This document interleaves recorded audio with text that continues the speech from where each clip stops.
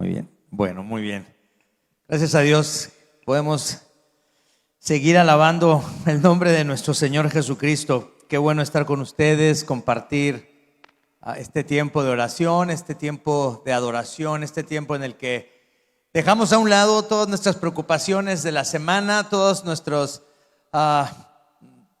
temores, todas nuestras cargas, nuestras tristezas, y venimos delante del trono del Señor para que todas las cosas tengan sentido. Quiero decirles una cosa, que si nosotros no reconocemos a ese Rey que está gobernando sobre todas las cosas, ese Rey que vino y dio su vida por nosotros y que murió en la cruz por cada uno de nosotros, si no reconocemos que Él está gobernando, que Él está vivo, entonces tendríamos muchas cosas de qué preocuparnos y tendríamos que vivir con temor todo el tiempo. Pero gracias al Padre que nos envió a su Hijo para hacernos libres y para que todas las cosas tengan su lugar y podamos entender que sí tenemos que preocuparnos de algunas cosas, que sí tenemos que temer ciertas cosas, pero que Él está en control de todas las cosas y que nos ama y que se hace cargo de nosotros y que está interesado en que nos acerquemos a Él, que lo conozcamos y que hoy hallemos descanso para nuestras almas en Cristo, porque Él dice: vengan a mí todos los que están ¿qué? Trabajados y cargados. ¿Y qué tiene para nosotros? Descanso. Tiene descanso para nuestras almas. Y mientras cantamos, mientras cerramos nuestros ojos, mientras tenemos comunión unos con otros, nos abrazamos, oramos unos por otros, el Señor nos da descanso. Dejamos de pensar solamente en nosotros y empezamos a pensar en Él y empezamos a pensar en otros. Hoy quiero compartir con ustedes esta palabra que me encargó el pastor. El pastor me mandó hace mucho tiempo ya este pasaje, me dijo: tienes que predicar del 18 al 39, preparé mi sermón de esta manera, del 18 al 39, y luego ayer en la tarde me dijo: oye, ¿pero no es mucho? Me dijo: pues tú me lo encargaste. Y dice: se me hace que es mucho. Entonces sí, cierren la puerta por favor, porque vamos a estar aquí un par de 2 horas y media más o menos para exponer todo esto. Y la verdad es que lo dividí en 3 grandes partes, en 3 grandes secciones. Y quiero que pensemos entonces que estamos en el libro de Romanos, esta carta importantísima que escribe Pablo a la iglesia que está en Roma. Ya sé que en las semanas anteriores ya han estado hablando ustedes acerca de este libro, ya saben más o menos qué es lo que está pasando, que hay judíos, hay gentiles. Están los judíos diciendo: nosotros somos más importantes que ustedes, los que son gentiles, los que no son judíos de nacimiento. Y los gentiles dicen: no, ustedes rechazaron a Jesús, ahora nosotros somos el pueblo de Dios. Entonces, en ese conflicto, en medio de la iglesia de Cristo, Pablo escribe esta carta para recordarnos cosas muy importantes acerca de qué significa ser cristiano. Y quiero que hablemos hoy de 3 cosas. Vamos a hablar acerca de 3 beneficios de la obra de Cristo. 3 cosas que son benéficas de la obra de Jesús. Número 1, el primer beneficio de la obra de Cristo es que la obra de Cristo nos hace útiles en medio del sufrimiento. El primer beneficio es que la obra de Cristo, fíjense lo que estoy diciendo, nos hace útiles en medio del sufrimiento. Número 2, la obra de Cristo nos da sentido a la vida. Entendemos por qué cada cosa que nos pasa o cada circunstancia que vivimos es útil. Y número 3, la obra de Cristo nos satisface. La obra de Cristo satisface nuestros corazones. Entonces vamos a hablar de estas 3 cosas. Y voy a empezar entonces leyendo solamente de los versículos 18 al 23 de este pasaje que leímos. Solamente voy a leer del 18 al 23 para hablar del beneficio, el primer beneficio, que es que la obra de Cristo nos hace útiles en medio del sufrimiento. Dice entonces el apóstol Pablo: de hecho, considero que en nada se comparan los sufrimientos actuales con la gloria que habrá de revelarse en nosotros. La creación aguarda con ansiedad la revelación de los hijos de Dios, porque fue sometida a la frustración. Esto no sucedió por su propia voluntad, sino por la del que así lo dispuso. Pero queda firme la esperanza de que la creación misma ha de ser liberada de la corrupción que la esclaviza, para así alcanzar la gloriosa libertad de los hijos de Dios. Y sabemos que toda la creación todavía gime a una, como si tuviera dolores de parto, y no solo ella, sino también nosotros mismos, que tenemos las primicias del Espíritu, gemimos interiormente mientras aguardamos nuestra adopción como hijos, es decir, la redención de nuestro cuerpo. Aquí hay muchas cosas que son muy importantes, pero quiero decirles algo. El apóstol Pablo está recordándonos que vivimos en un mundo donde hay sufrimiento. Vivimos en un mundo donde nadie puede escapar del sufrimiento.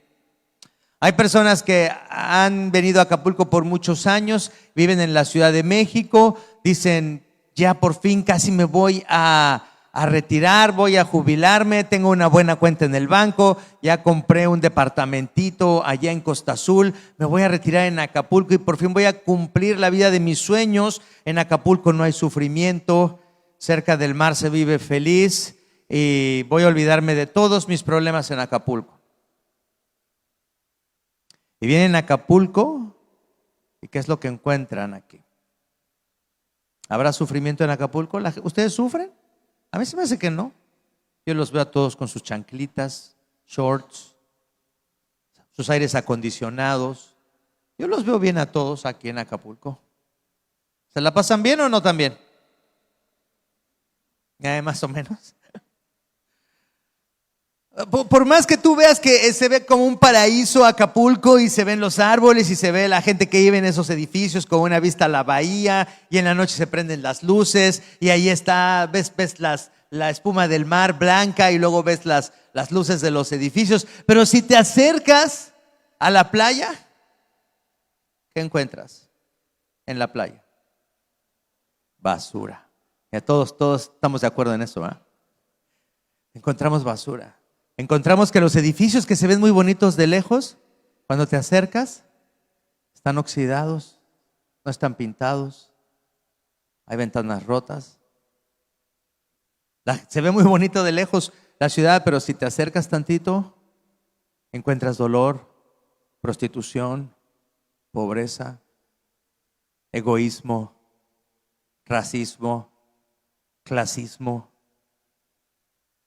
De lejos se ve todo hermoso, pero no podemos escaparnos del sufrimiento que hay en este mundo. El apóstol Pablo, fíjense lo que dice, pero en nada, es decir, Pablo ha venido hablando acerca de Jesucristo y de la salvación que tenemos en Jesucristo, de que Cristo vino a vivir la vida que tú no puedes vivir, porque Cristo sí obedeció a Dios y obedeció la ley del Señor completamente, cosa que tú y yo nunca podemos hacer ni por un solo día, pero Cristo sí lo pudo hacer. Y no solamente obedeció al Padre, sino que también Cristo fue a la cruz y murió la muerte que tú y yo merecíamos por nuestro pecado. La ira de Dios recayó sobre Cristo en lugar de recaer sobre ti y sobre mí.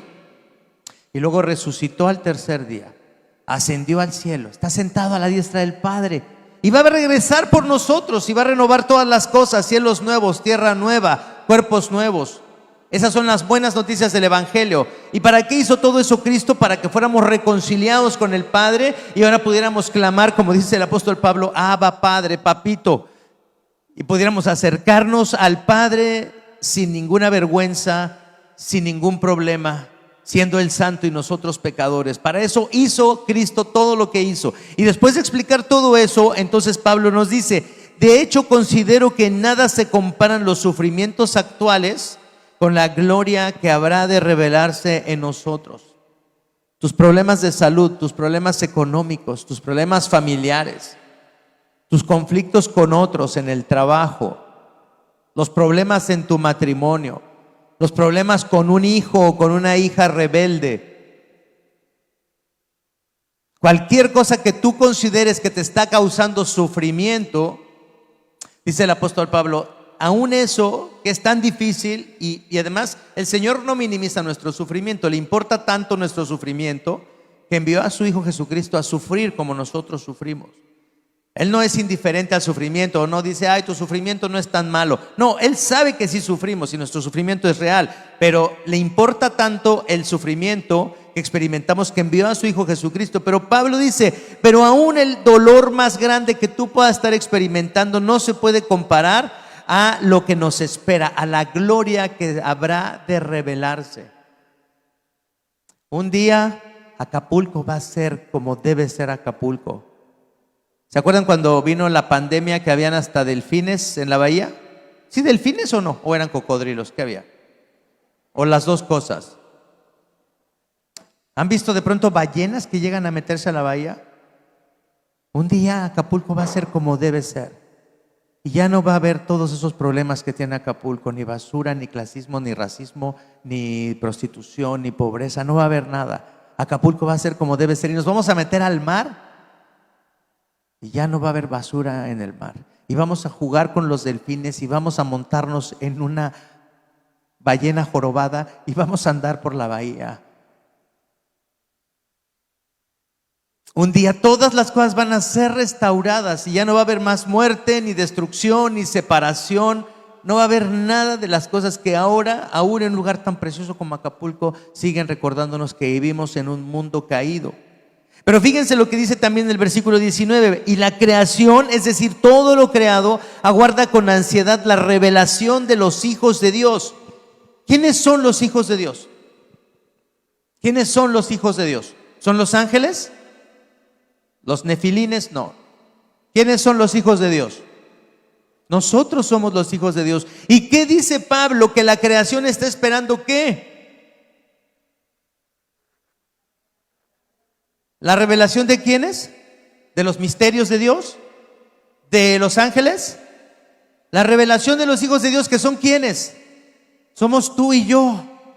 La revelación de los hijos de Dios, que los hijos de Dios se manifiesten en Acapulco, que los hijos de Dios se manifiesten ahí en ese trabajo tan difícil que tienes, en esas oficinas de gobierno donde hay corrupción, o en ese hospital, o en esa escuela, o en esa secundaria, o en esa empresa que tienes, o en ese negocio que tienes, o en ese vecindario donde estás.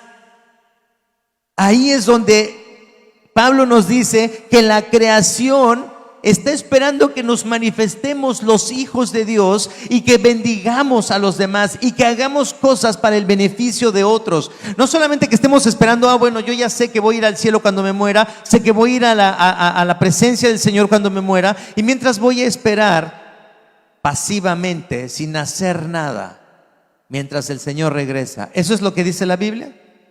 ¿Que solamente nos vamos a reunir aquí los domingos? Está muy bien reunirnos aquí los domingos. Necesitamos reunirnos los domingos con otros. Necesitamos adorar juntos a Dios y animarnos unos a otros al amor y a las buenas obras, como dice el autor de la epístola a los Hebreos. Necesitamos animarnos. Pero luego cuando salimos de aquí, recuerden ustedes, la creación, Acapulco, está esperando la revelación de los hijos de Dios, que somos tú y yo, ahí donde estamos. Yo quiero preguntarte, ¿tú estás bendiciendo al lugar en el que trabajas? ¿Tú estás bendiciendo a esas personas muy difíciles con las que trabajas? ¿Estás bendiciendo a ese jefe injusto o incomprensivo o tirano para el que trabajas? ¿Tú estás bendiciendo a otros en tu escuela? ¿Estás bendiciendo a los vecinos de tu edificio, a los vecinos en tu calle? ¿Eres parte de bendición para los demás ahí donde quiera que tú vas? ¿O somos parte del problema? Porque Pablo dice, ustedes han sido bendecidos con la salvación en Cristo y ahora son hijos de Dios, pero la creación está esperando que ustedes se manifiesten en Acapulco, que ustedes se manifiesten en esta colonia donde están y que ustedes se manifiesten a donde quiera que ustedes vayan. La creación está esperando con ansiedad la revelación de los hijos de Dios. Dios quiere que seamos útiles. Dice en el versículo 20, porque fue sometida la creación a la frustración. ¿Qué es frustración? Cuando tú te frustras, ¿cómo te sientes? Cuando estás frustrado, ¿qué es lo que te frustra? ¿Qué es lo que más les frustra a ustedes? Déjenme compartir mis pecados un poco. A mí lo que me frustra es que la gente no haga lo que yo quiero. Yo sé que yo soy más pecador que ustedes no. Pero a mí me molestan cuando las personas o las cosas no salen como yo quiero, o la gente no hace lo que yo quiero, no piensa como yo quiero, no le gusta lo que a mí me gusta. Eso me frustra. A ustedes yo sé que no. Pero cuando nos frustramos, ¿cómo nos sentimos? ¿Enojados? ¿O deprimidos? ¿O decepcionados? No queremos ver a nadie. Dice, la creación está gimiendo, está sufriendo, el mundo está sufriendo.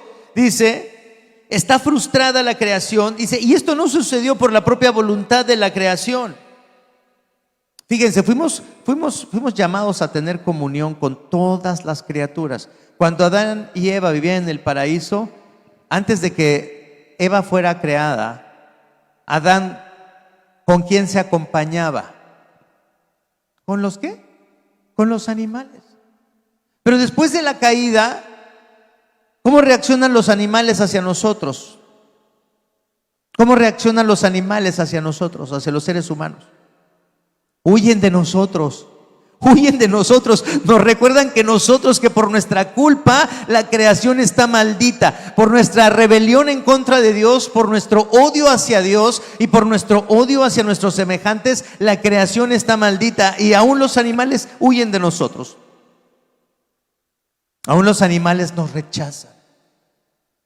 Aún los animales no quieren nada con nosotros. Porque por causa de nosotros, no por causa de la creación fue sometida a la frustración. Y esto, dice, no sucedió por su propia voluntad. La creación no quería eso, sino por el que así lo dispuso. Dios en su plan quería que existiera este dolor y esta frustración. Fíjense una cosa, muchas personas, las que no son cristianos, nos acusan de que nosotros tenemos un amigo imaginario con el que hablamos y que nos imaginamos que Dios existe y que no sé qué. ¿Han oído ustedes eso? Personas que se burlan de nosotros porque hablamos con un amigo imaginario. Lo que pasa es que cuando ellos deciden no creer en Dios, deciden también no poder explicar por qué existe el mal. Todas esas personas que se burlan de nosotros y que dicen, no, todo es producto de la evolución, del Big Bang, todas las cosas, de pronto hubo una gran explosión cósmica y de pronto apareció todo lo que apareció y se formó el mundo y el ser humano y todas las cosas así son. Fíjense, esas mismas personas que piensan que así fue el origen del mundo y que niegan que Dios nos creó a su imagen y semejanza, no pueden explicar por qué existe el mal. No pueden explicar por qué existe el mal. Porque si la madre naturaleza es todo lo que existe, entonces así como somos los seres humanos, así está bien y así debemos quedarnos y debemos aceptar que haya sufrimiento, injusticia, robos, crimen organizado, asesinatos, adulterio, fornicación, homosexualidad, transgenderismo. Debe haber todo eso porque así somos los seres humanos. Pero tú y yo sabemos que eso está ¿qué? Que la corrupción de los gobiernos, que la inmoralidad es algo bueno. ¿Así nos creó la madre naturaleza? No, tú y yo sabemos que hay algo malo con el mundo. Y nosotros como cristianos podemos explicar por qué está mal el mundo, porque nosotros nos rebelamos en contra de Dios. Dios creó todas las cosas buenas, sabemos lo que es bueno, pero ahora podemos explicar por qué la creación está sufriendo, porque Dios dispuso que existiera el mal. Y fíjense una cosa, el mal es algo malo, el mal es algo real y que Dios abomina que haya el mal, pero lo ha permitido y lo ha decretado y ha planeado que exista el mal, aunque Él no es el autor del mal, aunque Él no es el que creó el mal en el corazón humano, pero nosotros fuimos creados de una forma misteriosa. Dios creó a Adán y a Eva perfectos, pero con la posibilidad de que cambiaran ese estado. ¿Están de acuerdo? ¿Adán y Eva eran perfectos? Y la gente dice, entonces ¿por qué pecaron si eran perfectos? Porque Dios nos creó con la capacidad de decidir también si queríamos hacer lo malo. No nos hizo robots, porque no hubiéramos podido nunca tener una relación de amor con Dios. Si a ti alguien te encierra en un calabozo y te obliga a que le ames, ¿puedes decir que le amas? No. A nadie, si alguien te ama, tiene que amarte porque quiere amarte. ¿Estás de acuerdo? Y Dios nos creó para una relación de amor. Entonces Dios nos tenía que haber creado con esa capacidad y con esa posibilidad de que desobedeciéramos o de que no quisiéramos amarle. Nos hizo libres. Y en su plan perfecto, cuando Adán y Eva pecaron y se corrompió la creación, Ahora, fíjense qué precioso es, cuando Él nos redime por causa de Jesucristo, cuando Él nos hace nacer de nuevo por medio de su Espíritu Santo, y sabemos que Dios nos ama porque dio a su Hijo Jesucristo en la cruz por nosotros. Entonces ahora nosotros, fíjense, todo lo malo que ha pasado, las guerras, las muertes, todo lo que ha pasado en el mundo, ahora en medio de un mundo que sufre, tú y yo tenemos la oportunidad ¿de qué? ¿De qué? ¿La oportunidad de qué? De convertir lo malo en bueno, de traer esperanza en medio de la desesperanza, de hacer el bien a una persona que está necesitada. ¿Por qué existe la pobreza? Para que tú y yo atendamos esa pobreza. Ay, hermano, pero es que yo no tengo tanto dinero. Lo que tengas. El apóstol Pablo dice en Efesios capítulo 4, el que robaba que ya no robe más, sino que trabaje con sus propias manos. Y fíjense, no dice para que tenga lo que necesita, sino dice para que tenga que compartir con otros. Todos tenemos, aunque sea un plato de sopa de fideo, que compartir con otros. Tú y yo podemos hacer eso. Tú y yo podemos compartir una gelatina con un vecino o una vecina. ¿Sí o no? Tenemos algo que dar.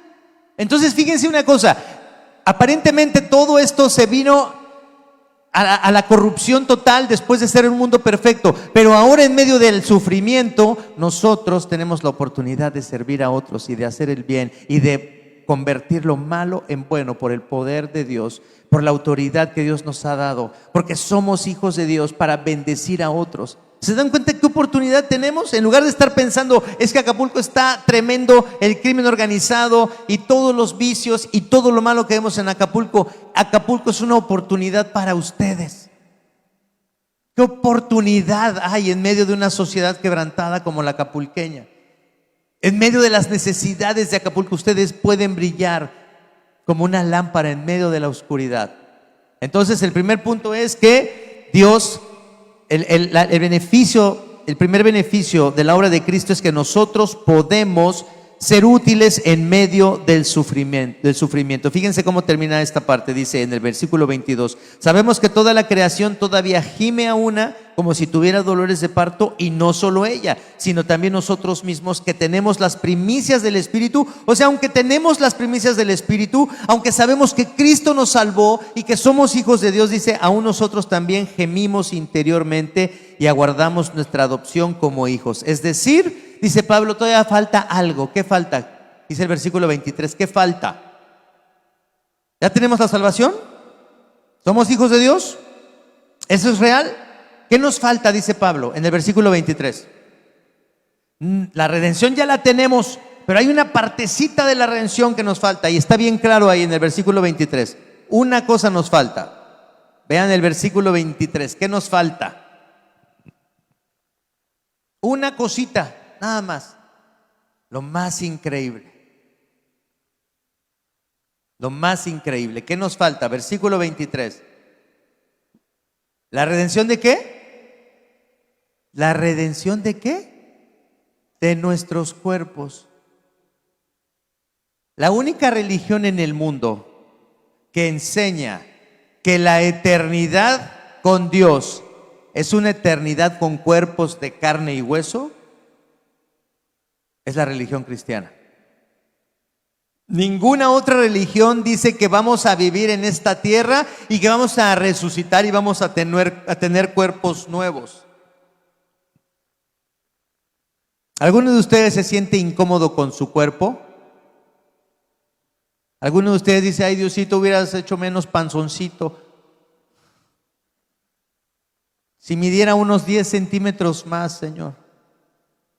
Si no estuviera tan chaparrito. Como dice mi papá, chaparro, prieto y panzón. Cuando tengamos cuerpos nuevos y nos aceptemos y podamos ver a todas las personas lo hermosos que son cada persona tan diferente, y ahora tengamos un cuerpo resucitado, un cuerpo glorificado, un cuerpo que puede comer, que puede tocar, pero que no puede pecar, que no hay nada de malo en él, que no hay enfermedad, que no hay algo que nos haga decaer, que no hay algo de corrupción en nuestros cuerpos. dice el apóstol Pablo, todavía falta que recibamos cuerpos nuevos, con una mente nueva, con un corazón nuevo, con un espíritu nuevo. Y nos vamos a sentar a una mesa, a una fiesta que no va a terminar. Las bodas del Cordero no van a terminar. ¿Les gusta ir a bodas? Sí, hasta se quieren llevar los arreglos florales algunos de ustedes, ¿verdad? Qué precioso es una boda. Todo el mundo está vestido bien y celebramos y comemos y bebemos y nos alegramos y bailamos. Y el Apocalipsis nos dice que vamos a ir a una boda, una celebración, una fiesta que no va a terminar. Pero no es así como almas descarnadas, como espíritus chocarreros que están ahí en una boda, no. Dice, falta que nuestros cuerpos sean redimidos. Vamos a levantarnos y vamos a tocarnos y vamos a abrazarnos y vamos a celebrar juntos. Eso es lo que nos promete el apóstol Pablo y nos promete el Evangelio y nos promete la fe cristiana y nos promete la palabra de Dios. Entonces, qué precioso es eso, que mientras esperamos esa redención, dice Pablo, no estén pensando nada más en eso, sino ahorita pónganse en acción, porque la creación gime para que los hijos de Dios se rebelen en Acapulco y bendigan Acapulco y ustedes sirvan a los acapulqueños en lo que ustedes puedan. Tienen una misión que cumplir aquí. La creación está esperando por nuestra manifestación mientras esperamos que Dios venga por nosotros. Entonces ese es número 1, la obra de Cristo nos hace útiles en medio del sufrimiento. Número 2, la obra de Cristo da sentido a la vida. Vamos del versículo 24 hasta el versículo 28, 4 versículos. Fíjense lo que dice, versículo 24 al 28. Dice así: porque en esa esperanza, en la esperanza de Cristo y en la esperanza de la redención de nuestros cuerpos, dice, fuimos salvados, pero la esperanza que se ve ya no es esperanza. Es decir, si ya tuviéramos nuestros cuerpos y ya estuviera todo bien, pues no tendríamos nada que esperar. ¿Quién espera lo que ya tiene? Pero si esperamos lo que todavía no tenemos, en la espera mostramos nuestra ¿qué? Nuestra constancia. Tenemos que ser constantes en el servicio a otros, en ser fieles a Dios, en reunirnos en la iglesia, en servir a otros, en amarnos, en perdonarnos, en animarnos unos a otros. Y dice en el versículo 26, asimismo, en nuestra debilidad el Espíritu acude ¿a qué? El Espíritu nos ayuda, porque sabe que no queremos servir a otros siempre. A veces somos egoístas aún siendo cristianos y pensamos, yo necesito más. Yo tengo muchas necesidades para estar pensando en servir a Acapulco, en amar a Acapulco o en amar a mis vecinos o en trabajar por el bien de la gente con la que trabajo en mi oficina o en mi empresa. Pensamos en nosotros mismos, pero dice el apóstol Pablo, en nuestra debilidad el Espíritu acude a ayudarnos. Dice, no sabemos pedir, a veces pedimos mal, ¿están de acuerdo? A veces tú quieres una cosa, pero no está bien, eso Dios no quiere para ti. Él tiene algo mejor que lo que nosotros pedimos. Y dice, y el Espíritu mismo intercede por nosotros con gemidos que no pueden expresarse con palabras. Qué precioso es esto. Qué precioso es entender que cuando venimos a Cristo, todas las cosas tienen sentido. Porque aún en nuestra debilidad, el Espíritu nos viene y nos ayuda y intercede por nosotros.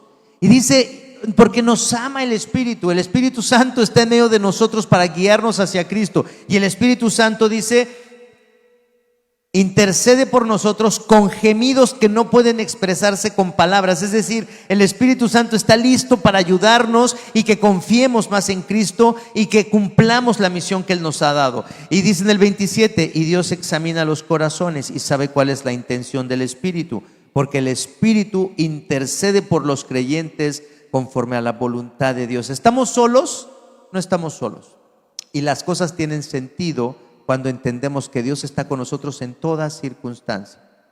Fíjense cómo termina el versículo, con el versículo 28 esta sección dice, ahora bien sabemos que Dios dispone todas las cosas, o sea, aparte de que nos manda el Espíritu Santo Dios para que nos ayude, pero dice, Dios dispone todas las cosas para el bien de quienes lo aman, los que han sido llamados de acuerdo con su propósito.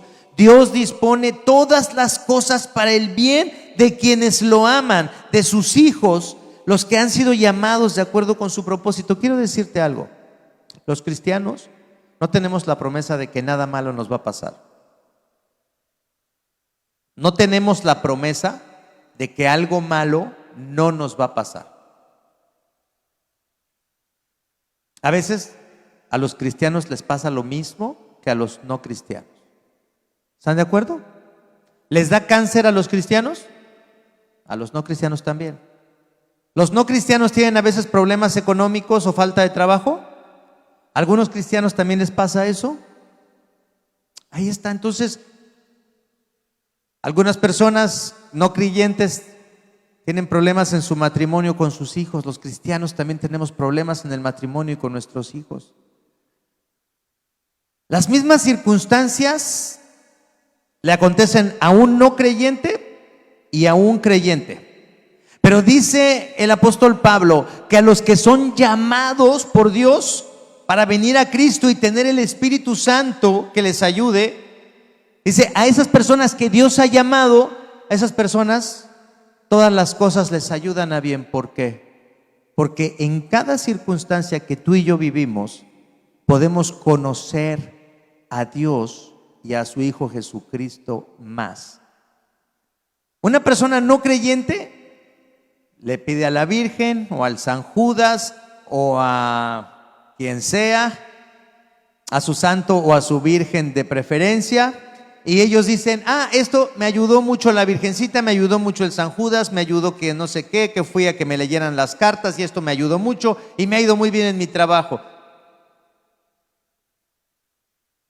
El no creyente recibe también la sanidad, pero no es la sanidad lo que lo hace ser creyente, sino que sabe que es un hijo amado por Dios, no porque hizo una oración, sino porque Cristo dio su vida por nosotros y ahora nosotros hemos sido adoptados en la familia de Dios y ahora somos hijos de Dios. Y cada vez de que nosotros experimentamos una circunstancia, por ejemplo, de enfermedad, no recibimos la sanidad y decimos, ¿sabes? Diosito me ama. No, conocemos más la salvación que hay en Cristo, conocemos más a Dios. En San Juan 17:3 dice, y esta es la vida eterna, que te conozcan a ti, el único Dios verdadero, ¿y a quién? Y a Jesucristo, a quien tú has enviado. ¿Qué es la vida eterna, mis hermanos? La vida eterna no es estar en una nube con un arpa cantando ahí como un angelito. Esa no es la vida eterna. La vida eterna es conocer a Dios. ¿Y sabes una cosa? Todas las cosas que te están pasando tienen el propósito de llevarte al conocimiento de Dios y al conocimiento de su Hijo Jesucristo. Por eso todas las cosas nos ayudan a bien. Si tienes trabajo y te está yendo bien económicamente, en esa circunstancia tú puedes conocer más al Padre y a su Hijo Jesucristo y entender que eres un hijo amado por Dios. Si tú ahorita estás pasando por una época difícil de escasez o de problemas, en esta época también vas a conocer más al Padre y vas a conocer más a su Hijo Jesucristo si tú estás en Cristo. Si en esta época tienes problemas matrimoniales, déjame decirte, vas a conocer a Dios y a su Hijo Jesucristo en medio de tus problemas matrimoniales. Si tú realmente eres un hijo de Dios. Si tú tienes ahorita problemas con tus hijos, con un hijo o una hija que se te ha descarriado, vas a conocer más a Dios y vas a conocer más a su Hijo Jesucristo. Si tú eres soltero y estás pensando, hasta que me case, déjame decirte, aprovecha tu soltería, porque soltero estás conociendo al Padre y a su Hijo Jesucristo de una forma especial en tu soltería. Y si estás casado, entonces lo conoces casado. Si estás enfermo, conoces más a Cristo, y si estás sano, lo conoces más. Si te está yendo bien, lo conoces más, y si no te está yendo tan bien, lo conoces más. ¿Se dan cuenta? Por eso dice el apóstol Pablo, a los que han sido llamados conforme a su propósito, todas las cosas les ayudan a bien. Hay personas que vienen y me dicen, pastor, estoy pasando una época bien difícil.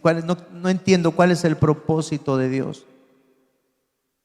¿Qué es lo que tú y yo deberíamos de decirle a esa persona si alguien nos preguntara, no entiendo cuál es el propósito de Dios?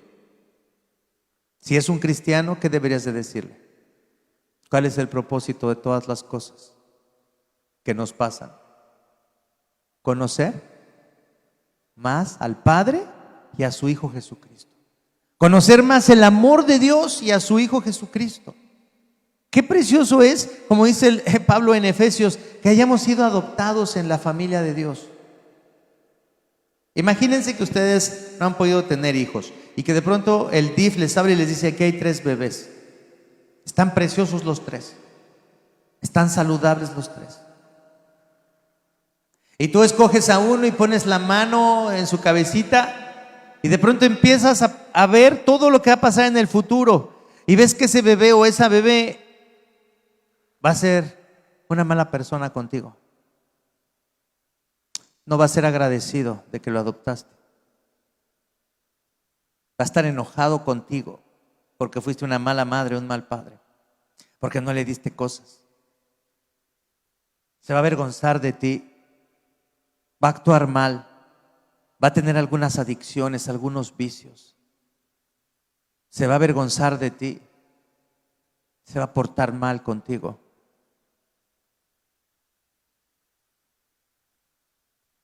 ¿Tú adoptarías a ese bebé? Levante la mano quien sí. ¿Ni uno? Tendrías que estar loco para adoptar a un bebé así. Yo no lo haría. Pero ¿sabes quién lo hizo contigo y conmigo? Dios nos adoptó. Y sabía que te ibas a avergonzar de Él. ¿Cuándo fue la última vez que negaste a Cristo? Que te dio vergüenza que supieran que eres cristiano. ¿Cuándo fue la última vez que traicionaste a Cristo? Y que hiciste cosas que sabes que no están bien de acuerdo a lo que Él dice. ¿Cuántas veces te has negado con tus hechos? ¿Se dan cuenta? El amor que tenemos de Dios es maravilloso, es precioso. Y nosotros en cada circunstancia podemos conocer más ese amor del Padre que nos ha adoptado, aunque somos personas horribles. Y Él dice, pero aunque seas una persona horrible, para eso te di a mi Hijo Jesucristo, para que la sangre preciosa de Cristo te limpie de eso tan horrible que hay en ti. Entonces, todas las cosas tienen un buen propósito. El éxito, el fracaso, estar solo o estar acompañado, tener una gran familia o no tener familia, ser rico o ser pobre, ser blanco o medio prieto, lo que sea.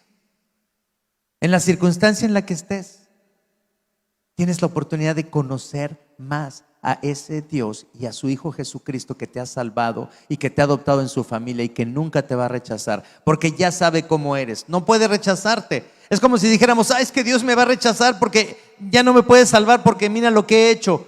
Dios ya sabe lo que haces y sabe lo que vas a hacer, y aún así, ¿qué hizo? Decidió traerte a su familia. Todas las cosas nos ayudan a bien, porque podemos conocer más el amor del Padre por medio de su Hijo Jesucristo.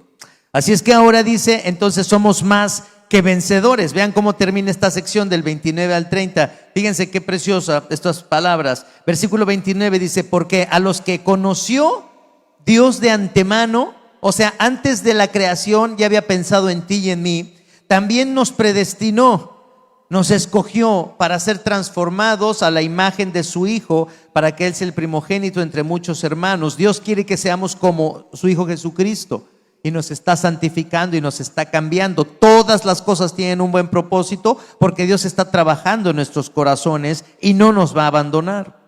Y dice, y a los que predestinó también los llamó, y a los que llamó también los justificó, y a los que justificó también los glorificó.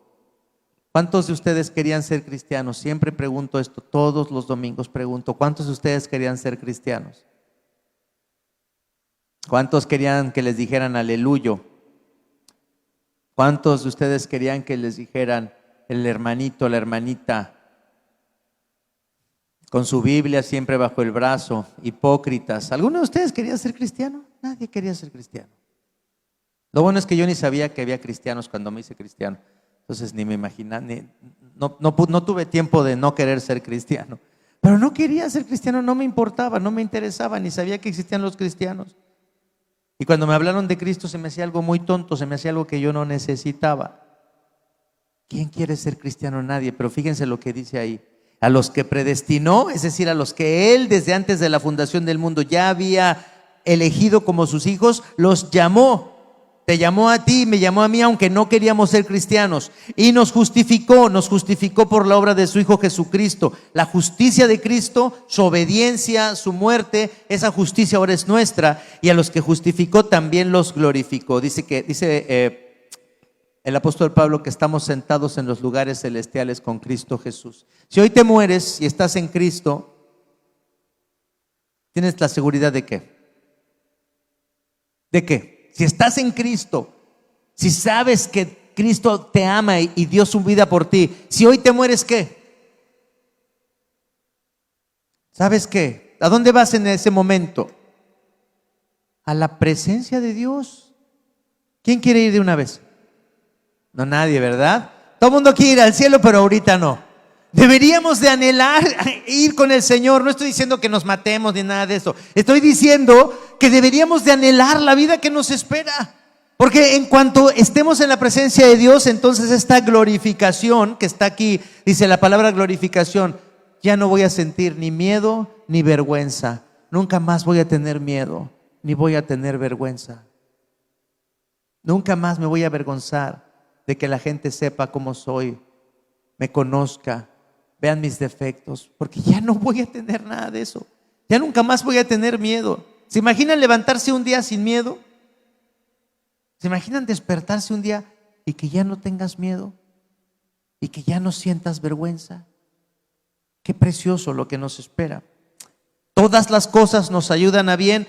La obra de Cristo le da sentido a la vida. Lo que me pase, lo que me ocurra, lo que Dios tenga destinado para mí, me va a ayudar a conocerlo más a Él. Todas las cosas tienen sentido ahora que lo conozco a Él. Finalmente, ¿cuál es la obra? El tercer beneficio de la obra de Cristo es que la obra de Cristo nos satisface. ¿Cómo es descrita la obra de Cristo? Fíjense lo que dice el versículo 31. ¿Qué diremos frente a esto? Es decir, si Dios nos escogió, nos llamó, nos ha adoptado como hijos suyos. Dice, ¿quién puede estar en contra nuestra? El que no escatimó ni a su propio Hijo, sino que lo entregó por todos nosotros, ¿cómo no habrá de darnos generosamente junto con Él todas las cosas? A veces nos cuesta trabajo aquilatar el amor de Dios que nos ha dado a su Hijo Jesucristo. Pero algunos de ustedes conocen la historia de Abraham. ¿Quiénes conocen la historia de Abraham? Muy bien. ¿Quiénes no la conocen muy bien, la historia de Abraham? ¿Hay alguien que no conozca muy bien la historia de Abraham? Muy bien, déjame contarte algo. Abraham tenía un solo hijo que nació cuando él tenía 100 años. Él era súper rico y no tenía un heredero. Y Dios le dijo, te voy a dar un heredero. Pero se tardó casi 40 años en darle un heredero. Y cuando nació el hijo de Abraham, ¿cómo le puso? Isaac.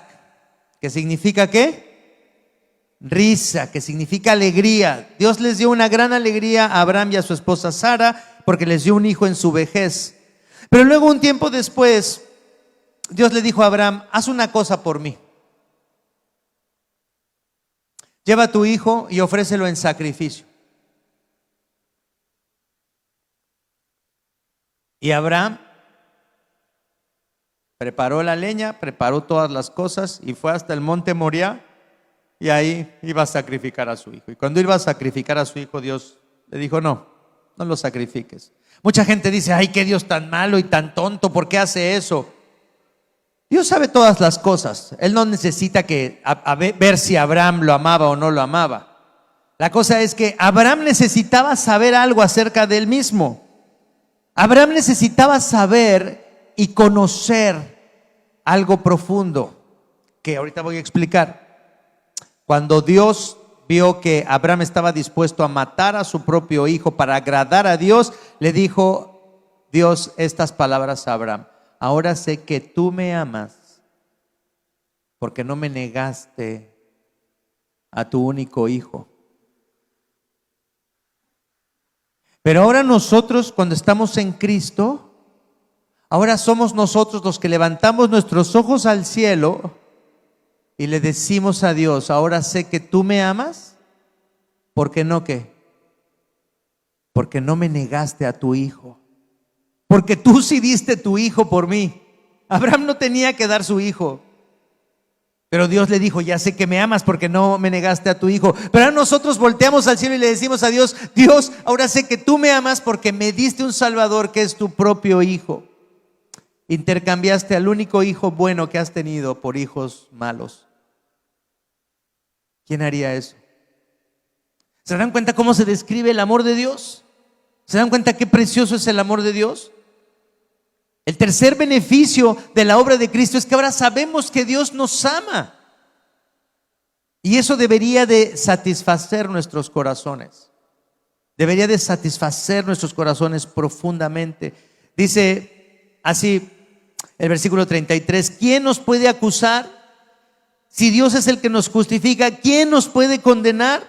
Si Cristo murió y resucitó y está a la diestra del Padre y desde ahí intercede por nosotros, ¿quién nos podrá apartar del amor de Cristo? Les digo una cosa, ni la tribulación, ni la angustia, ni la persecución, ni el hambre, ni la indigencia, ni el peligro, ni la violencia, nada nos podrá separar del amor de Cristo. Pero eso no quiere decir que no nos pueden matar. Había un hombre cristiano en Estados Unidos, hasta hace 2 semanas estaba vivo, y él hablaba de Cristo, y él hablaba en contra de todo lo que está pasando en el mundo, en contra de toda esta cuestión de la teoría de género, de que una persona puede creer que si se cambia de sexo puede ser mujer y hombre, y todas estas perversiones que hay en el mundo y que son mentira, que es mentira, que son cosas que no son ciertas, pero que los vemos en todos los medios que están educando a los jóvenes para hacer que crean que la homosexualidad, el lesbianismo, la inmoralidad sexual y todas esas cosas son buenas. Y nosotros como cristianos tenemos que levantarnos y decir que eso es mentira, que eso no es verdad, que un hombre nunca puede dejar de ser hombre y que una mujer nunca puede dejar de ser mujer, aunque pase todas las cirugías del mundo. Y aunque parezca un hombre, una mujer simplemente es un disfraz. Y aunque una mujer parezca hombre, es un disfraz. Eso no es verdad, porque Dios creó al hombre, varón y hembra los creó. ¿Están de acuerdo? Pero a veces no tenemos el valor de decirlo públicamente. Pero este hombre, Charlie Kirk, era un joven de 31 años que dedicó los últimos 10 años de su vida a hablar en universidades y a decirles a los jóvenes, esto es mentira, no crean esto. Nadie puede cambiar de sexo, no es bueno promover la homosexualidad y el lesbianismo como formas de vida que todos debemos aceptar, porque esto destruye a la humanidad, destruye a la familia, destruye el tejido social. Y hace 2 semanas en una universidad, un hombre que tenía una novia que era realmente otro hombre, le dio un balazo desde lejos, un tiro súper certero en el cuello, mientras hablaba sobre estas cosas. Fíjense lo que estamos diciendo aquí. ¿Quién nos apartará del amor de Cristo? La tribulación o la angustia, la persecución, el hambre, la indigencia, el peligro o la violencia. Nada nos puede apartar de él. Pero fíjense lo que dice el versículo 36. Por tu causa siempre nos llevan a la muerte y nos tratan como ovejas para el matadero. Pablo está diciendo, aunque me maten, nada me puede apartar del amor que tengo en Cristo Jesús. Pero debemos ser útiles porque sabemos que tenemos un propósito en la vida y que todas las circunstancias nos ayudan a conocer a Dios más. Este hombre dio testimonio de Cristo y lo mataron, pero nadie lo puede apartar ¿de quién? Del amor de Dios que tiene en Cristo Jesús. ¿Se dan cuenta? El amor de Dios. A veces a mí me satisface más el amor de mis hijos que el amor de Dios. ¿A ustedes?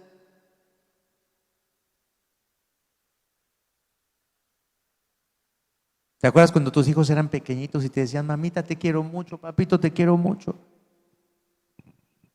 Mi hijo tenía como 11 años y siempre nos gritaba desde donde estuviera, mami, papi, ¿qué hijo? Te quiero.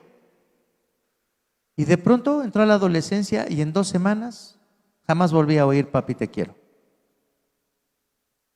Hasta hace 1 año que se casó. Como por unos 10 años no oí un te quiero. ¿Cómo se extraña, no? El amor de los hijos. Hay padres que no le han dicho nunca a sus hijos que los aman, que los quieren. Hay mamás, hay papás que están enojados con sus hijos. No lo dicen abiertamente, ¿verdad? Las mamás dicen, no, yo quiero a todos mis hijos igual, pero tú sabes que tu mamá tiene un consentido. Tu papá tiene un consentido.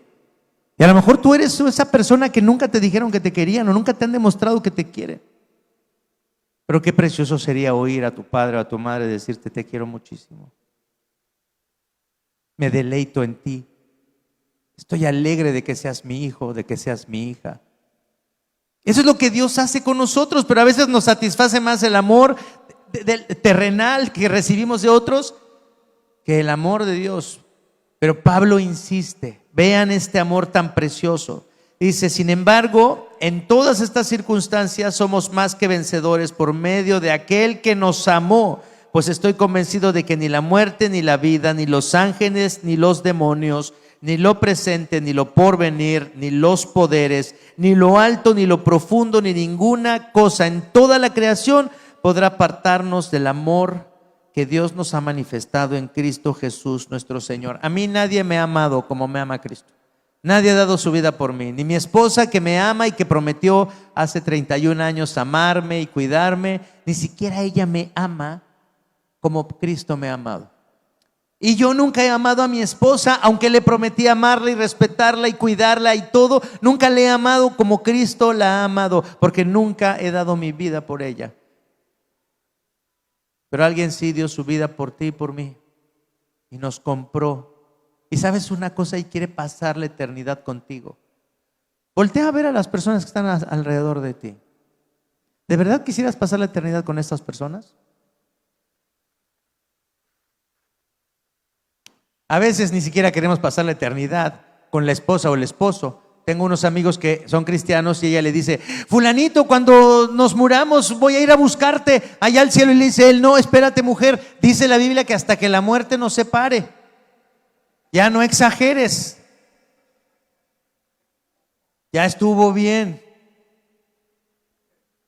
Si ni a veces queremos pasar la eternidad con la gente que decimos que amamos, y sin embargo hay alguien que sí quiere pasar la eternidad contigo.